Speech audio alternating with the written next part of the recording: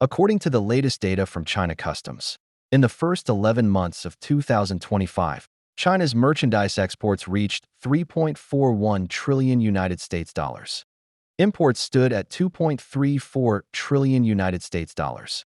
And the trade surplus broke through the 1.07 trillion United States dollar mark for the first time. More importantly, China has achieved a significant upgrade in its export structure. High-tech products are showing a clear driving effect, with electromechanical products accounting for over 60% of total exports. The chip, automobile, and new energy sectors are also rising rapidly. China is no longer relying solely on low-price industrial goods.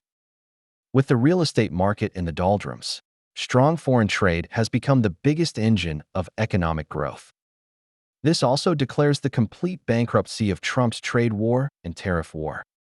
Exactly as I predicted when Trump first launched the tariff war, the United States could confront China for 1 year at most, and it was highly likely to fail even before Christmas arrived. Those videos are in the United States playlist. Everyone can go back and check the videos from April to August. My judgment of the situation has proven to be highly accurate.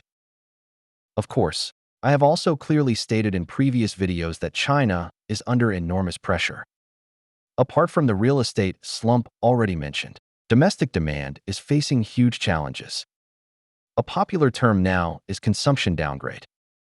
Yes, Chinese people are no longer obsessed with luxury brands such as Louis Vuitton and Gucci. Instead, they are turning to practical domestic products. Sales of German luxury cars, including Mercedes-Benz, BMW, and Porsche, have plummeted. Most people now prefer cheaper, yet feature-rich Chinese-made vehicles. Sales of Chinese electric vehicles and hybrid cars have surged. This massive shift in consumption habits is not entirely a bad thing. The actual quantity of goods consumed by Chinese people has not decreased. Only the total monetary value has fallen. From a pure statistical perspective, this looks negative. But from the standpoint of social stability and the development of the national economy, it brings great benefits. When two superpowers engage in all-out confrontation, the side with greater endurance is far more likely to outlast the other and claim final victory. Luxury goods are not essential for life. Their exorbitant prices often carry a quasi-religious premium. Owning them does not significantly improve your quality of life, and that huge brand premium becomes worthless in wartime. Over the past few decades, Chinese people have become accustomed to an extremely abundant supply of goods. Because a large low-income population exists, the Chinese government has always used an iron fist to control the prices of daily necessities. Therefore, in China, it is very difficult to live a flashy high-end lifestyle, but maintaining basic survival is extremely easy. In contrast, everyday costs of food, clothing, housing, and transportation are very high in Western countries. Their endurance in a trade war is low. Within months, or at most a year, they would face a survival crisis. Another important factor must be considered. The current consumption downgrade wave has given domestic brands unprecedented attention.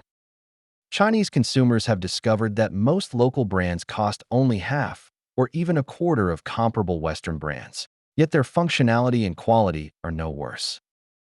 The old habit of worshipping high-end foreign brands has been shattered quickly under economic pressure.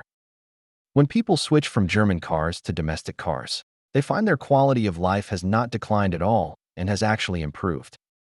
The only change is that their car-related costs have dropped to less than 1/3 of before. From a GDP statistics viewpoint, this large-scale reshaping of consumption habits is almost a disaster. But from a social stability perspective, it is the best antidote. Chinese companies are deeply rooted in their home market. As long as stable domestic demand exists, they will continue to treat China as their core production base, expand investment scale, and create more jobs. Of course, AI and robots are rapidly taking away many jobs. China is the first to feel this enormous social pressure, but I cannot say China's future is completely bright and risk-free. Every country will face this problem. It is unavoidable. Several months ago, I openly mocked the United States for grossly overestimating its own strength.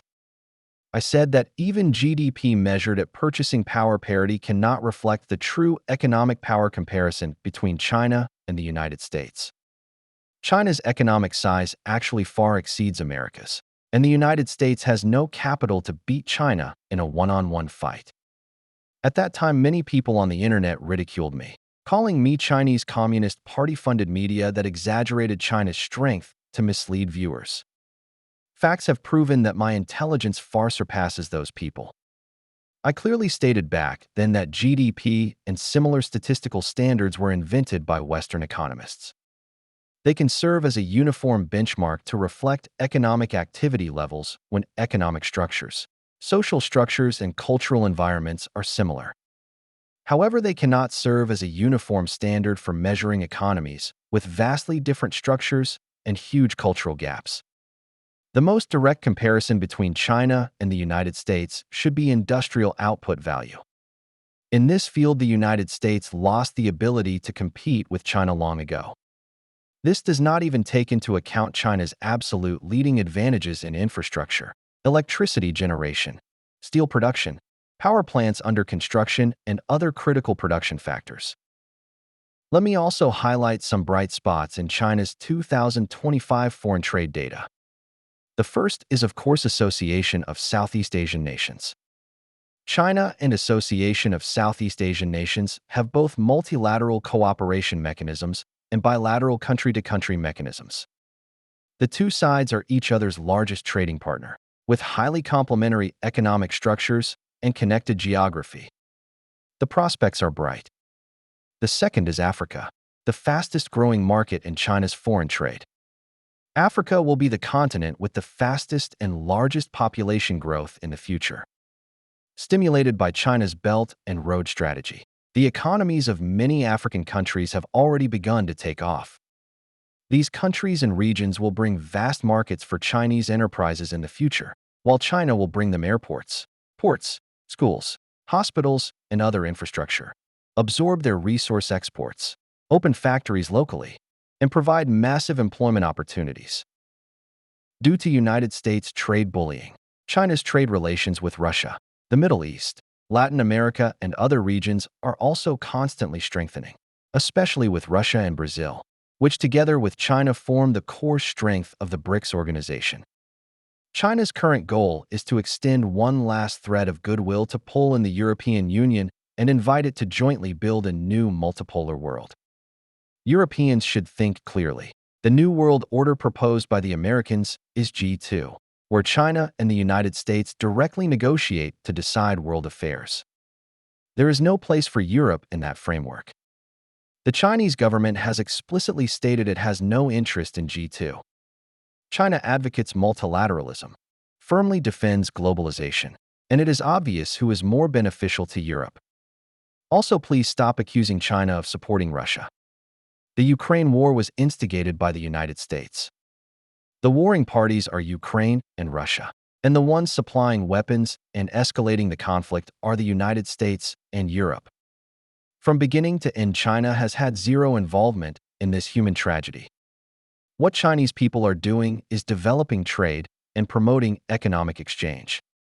If Europe had maintained the same mindset as China, would it now face the embarrassing situation of being abandoned by the United States and left to confront Russia alone? Why can't you negotiate openly and honestly with the Russians to stabilize your mutual borders? After the collapse of the Soviet Union, NATO kept expanding eastward. You should be content by now, including Ukrainians. Everyone should realize that crushing Russia is unrealistic. Throughout history, countless powers have fallen in Russia's harsh winters. Everyone should stop fighting, do business together, and create more wealth. Stop envying China's huge trade surplus and fabricating lies about overcapacity. You should also work hard to develop your own industry. Let us compete with product competitiveness. If you ever achieve a $1 trillion United States dollar trade surplus with China, Chinese people will never be jealous. Just like 20 years ago when you dumped cars into China, Chinese people not only did not complain, but snapped up German cars at premium prices. Keep going.